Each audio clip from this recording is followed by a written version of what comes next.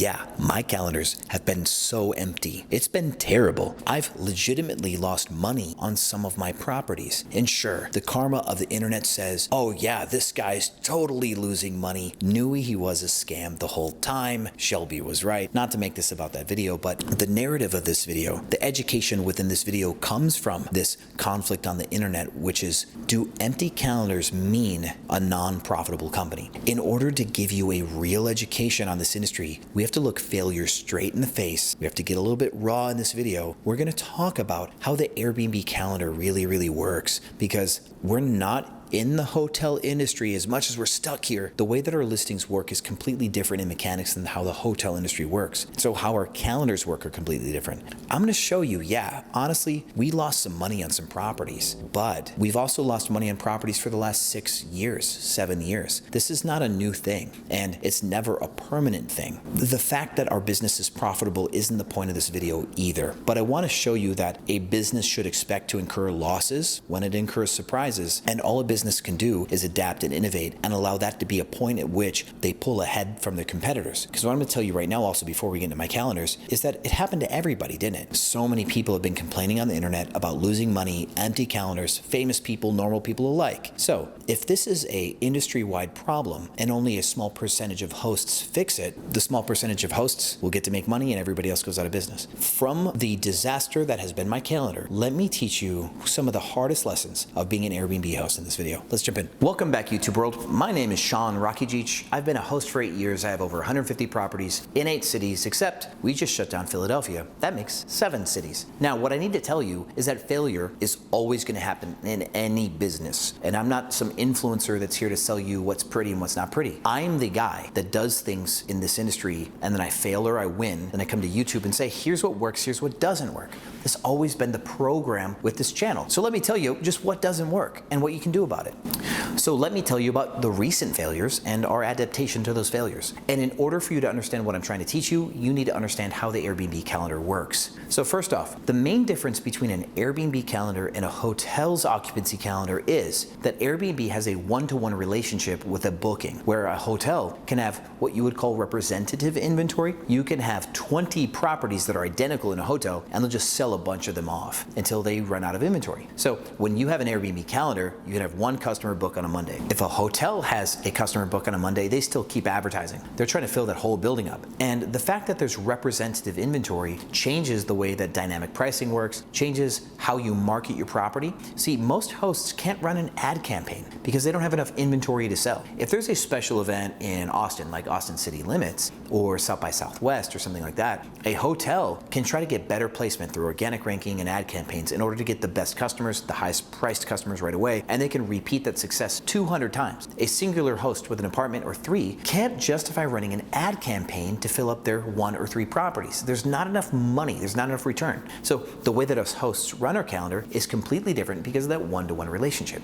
Now, here's what that typically tends to mean if any of you are curious. Because I can either be 100% occupied or 0% occupied day to day. Each individual day can either be 1 or 0. I can charge full price when I've got a lot of lead time. I can charge full price as a host if I feel like I have a safe amount of time to get booked, but I have to drop my prices if I'm at risk of not getting booked. And because the way the data works, it's usually an all or nothing game here. And because how this industry works, it's an all or nothing game that we're playing. Most hosts don't have enough data to know if there's strong demand for a specific weekend until they're already booked. I fortunately have buildings with 10 or 20 apartments in them. So if I have 3 apartments in Austin book right away for, say, South by Southwest, I can go, oh my goodness, there's a lot of demand on this weekend. I can raise the rates of my other properties. And if they keep getting booked, I'll raise the rest of them a little bit more. And my last listings to get booked make the most money. Alternatively, if I notice that we've got some properties that are just not booking at all on a Tuesday or Wednesday, Thursday, I'll start dropping my prices more and more and more. The last bookings I get for that building tend to be the lowest price instead of the highest price. So the occupancy or the lack of occupancy on my calendar becomes like the North Star for my pricing strategy. And a pricing strategy is essentially when you raise your prices or you drop your prices in order to meet market demand. Market demand is typically defined by how many people are traveling to an area, how much supply there is to give to those people, and whether or not those people want to pay a certain amount of money for the product that's available. If there are very few customers in the market, and all of the sellers know that there are going to be very few customers, some sellers will lower their prices to meet, say, those few customers at a better value. Because a lot of these sellers know that if there's 20 sellers and 2 buyers, then there's going to be 18 sellers that don't get fed. So some of those sellers might drop their prices. The reason why is if you can get a property that should be $1,000 a night for $500 a night, you can see that there's a very cool value exchange here. You might spend $500 on a property even though you didn't need it because you got a way cool property for less. So what happens at times of low demand is in markets where people have a legitimate property that is legitimately worth $500 a night, they're losing business to other properties that are normally $800 or $900 per night. Those ones are dropping to $400 per night and they're winning the business. But because there are no more customers left to sell to, the one that is still at $500 a night will get unbooked. They'll get $0, which means the listing that gave a discount wins the business. The listing that didn't give a discount gets no business. And this is the heart of dynamic pricing, which is meet the market where you need to in order to get booked for what you can get. A lot of hosts don't like changing their prices. And the reason why they don't like to change their prices is a combination of factors. One, they are afraid if they drop their prices too much, they won't make enough money to cover their bills. If their bills are $4,000 a month and they charge $50 a night, the most that they can get is $1,500, leaving them $2,500 short. Some have too much ego. They care about their property so much because they work so hard to make a beautiful property. They're like, this property is definitely worth $200 a night. I know because I put in all the work. And they refuse to drop it any lower because on principle, it should be $200 a night. And the rest of the host community just doesn't know it's possible to change prices. They haven't even considered this to be a market mechanic. But what happens is the hosts that do change their prices, because they understand the best practice of dynamic pricing is collect a lot of money when you can, collect some money when you can, and make sure that you never collect no money. I'll say that again. Make sure that you never collect no money. Those that understand this principle will be the ones that get booked. So the host that was scared to drop their prices, because if they dropped their prices, they could not break even, now is even more in debt. Instead of collecting $2,000 and losing $2,000, they collected no $1,000 and they lost $4,000. The person with the ego, same thing. They're like, this property is definitely worth a lot of money. They also made $0,000 and they lost whatever money they had invested as well. The reason why this matters in this industry is there's a concept called contribution margin. It's the same concept that both hotels and airplanes use to fill their spaces. If you know that you have a flight Monday morning and you own this airplane, you want to fill all those seats on the flight because you know that plane's going to take off anyway. You already paid the pilot. So the gas and the pilot and the staff are all pretty expensive, and you've got some tickets sold, but you've got all these tickets left unsold. And the only way to get those tickets sold is to lower the price. That's all you can do, because you can't change the product last minute, can you? You can't add some weird gimmick to the flight to get more bookings, so the only thing you can do is drop your price to fill the last seats. Most people don't understand this. And this is the heart of dynamic pricing. Contribution margin. Most of the time we can predict this. Markets have seasonality. There's going to be months where you can make a ton of money, and there's going to be months where you make very little. And because you know which months are good and which months are bad, you can normally change your prices ahead of time and get in front of it. Every now and then there's going to be a situation. There's going to be an economic variable that forces you to make extra adaptations, sometimes for the better and sometimes for the worse. For example, COVID. This was both good and bad. In April of 2020, Airbnb canceled all of our calendars. So all 100 plus of my calendars were empty, not by any fault of my own, but there was a pandemic and Airbnb just let everybody off the hook. So April of 2020, I had over 100 properties and 0% occupancy. That is really scary. Now there are people who during COVID went out of business because they just ran out of cash. The winter bust right now, the one that just happened, and yes, the bust is over. If you did not know the bust is over, you haven't been paying attention and you haven't updated your listings. I have 2 webinars that you should attend. You can get those recordings if you want to learn what you need to do to get back on track. But yes, the bust is over. But for those of us who've been in the bust and got through it, some hosts maybe ran out of cash. And running out of cash means you can't pay your bills, which means you can't keep operating, which means you're no longer a host. This has happened to a lot of people. Now with COVID, on the back end of that though, there was what we called revenge travel. See, the government said people couldn't leave. They couldn't go out of town, they couldn't go places, they were locked inside, travel ban. What that meant is people just so much wanted to get out. They wanted to go places, staycations, they wanted to take trips. So what happened when they were finally able to travel,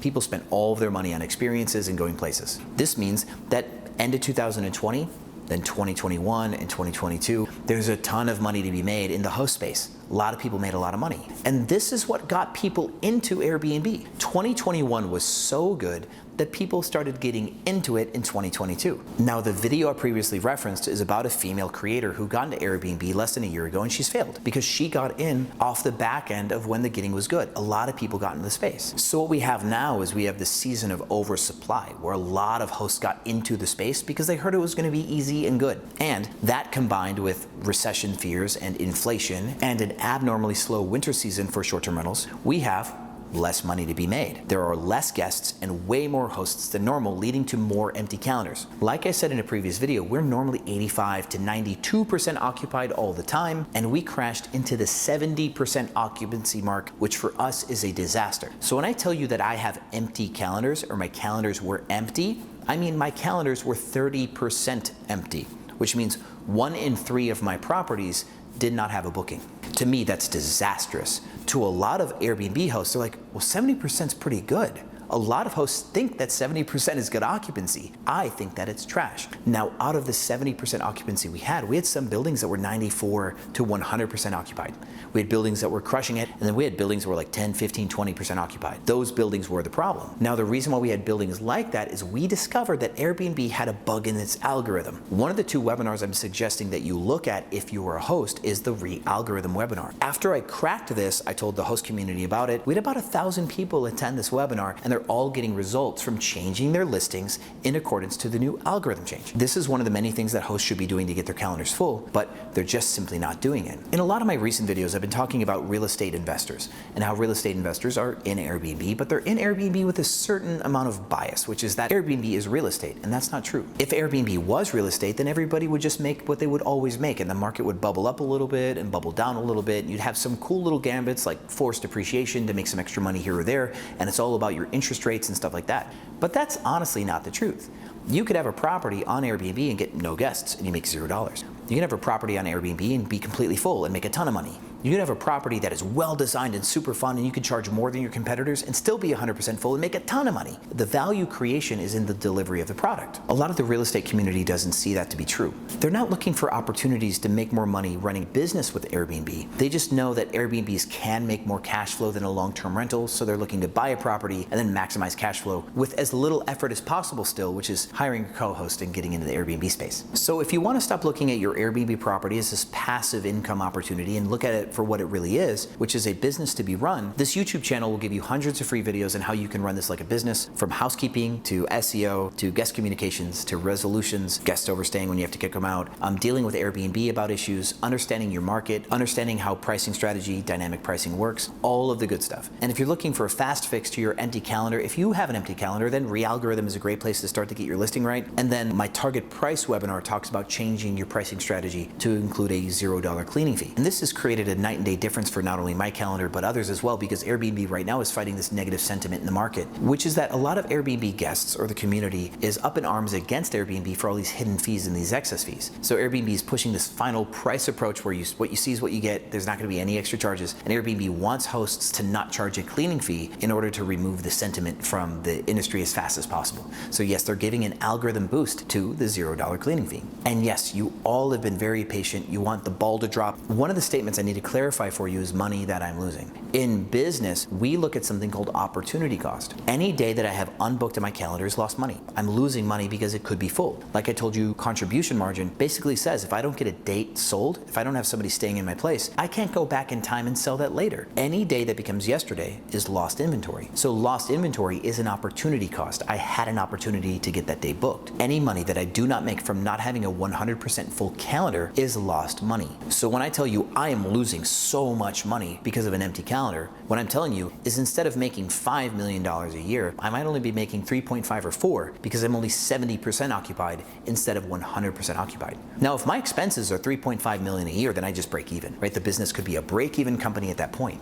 And normally how this industry breaks down is you normally will either have a mortgage payment or a rent payment. You're gonna have operational costs, you're gonna have utilities, insurance, stuff like that. So one of my properties in Austin say the rent's $1,200. The total amount of housekeeping costs for the place, if I clean the place 6 times in a month, we're talking about $150 to $180 in housekeeping costs because I pay my housekeepers by the hour. My housekeeper in Austin is $17 per hour. This is a point of contention for many people. I do not pay per clean. I'm so big as a company that I can pay people by the hour full time. I'm not paying $50, $60, or $70 per clean. I'm only paying $17 per hour. And my cleanings get done in way less than 2 hours typically. So we're looking at less than $200 a month in housekeeping if we do 6 housekeepings a month per property. So $1,200 in rent, $200 in housekeeping, $200 in utilities. We're talking electricity, water, streaming services like Amazon Prime Video, Disney Plus. Amazon stop. Shouldn't have said that.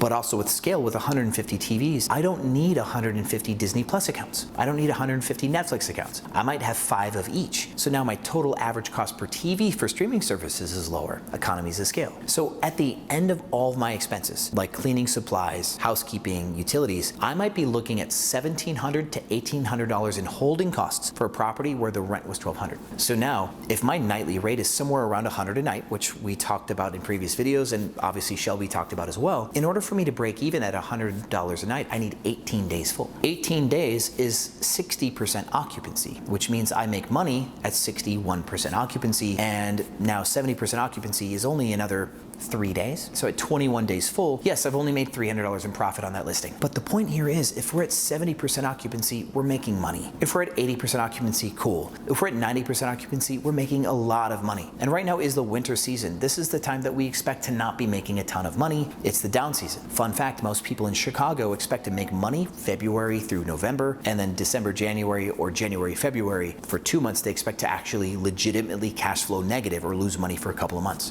So the main difference here is, yes, I've had some empty calendars, and for a couple months we had some super empty calendars because the market turned sour for a couple months straight. There are people though who legitimately have been losing money all year because they've been running their business the wrong way, and people who've been losing money the whole time need to take a hard look at themselves and how they run their business and get that fixed. It's going to happen sometimes. COVID's going to hit. There's going to be this winter bust, and then Airbnb is going to change its algorithm and everything's going to get wonky for a couple of months. We are reliant on third-party softwares and large to get these places full, and unless you have a direct marketing strategy, direct booking strategy, you're going to deal with how these OTAs, online travel agencies, Airbnb, VRBO, Booking.com, they are OTAs. You're going to deal with what they give you and how they populate you in search. And the only thing that you can do is keep your eye on the prize. See these changes as global variables and see those global variables as opportunities for you to do it right and let everyone else die in the process. Because that's honestly the truth. What just happened, where many hosts have empty calendars, these hosts aren't going to YouTube or Reddit or anywhere else to find the answer. They're sitting back wondering, what has happened to my business?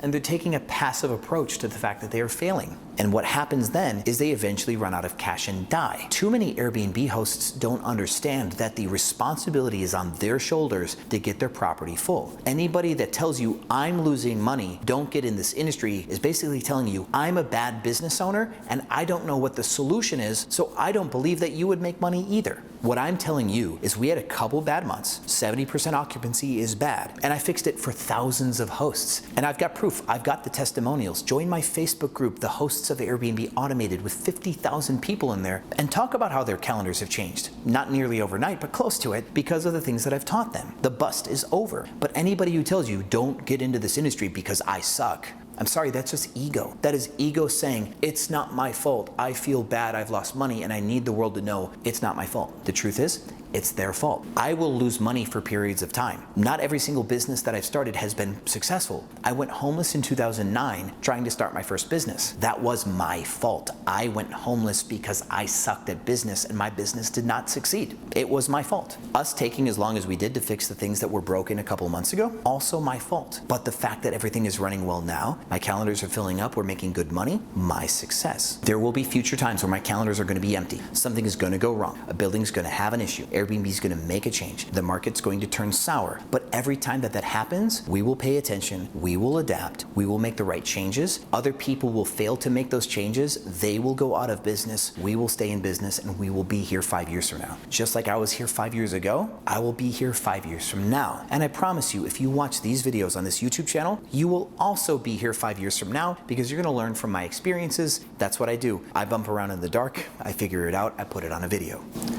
So really, failure isn't the problem here. An empty calendar isn't the problem. We're all going to experience things like this. You and I, we're going to have empty calendars. That is not the problem. But to stick your head in the sand like an ostrich and go, it's not my fault my business is failing and everybody else should fail too, and the only thing that's going to happen to anybody else's failure also because I can't recognize that I suck, that's a problem. That's a business problem, that's a leadership problem, that's a self-awareness problem. If I ever have so little self-awareness that I tell you that you're going to fail because I am failing, I deserve to fail, and you should remove me from YouTube just like that. I love you guys. I want to be here for you. I like to fail, learn, and teach you. It's like the coolest thing ever. So learn from my failures. But by that I mean learn from me learning from my failures. I will always succeed. That's my ego. I can't fail. I can't lose. But whether you think you can or whether you think you can't, you're right. Thank you so much for watching this video, and I'll see you on the other side.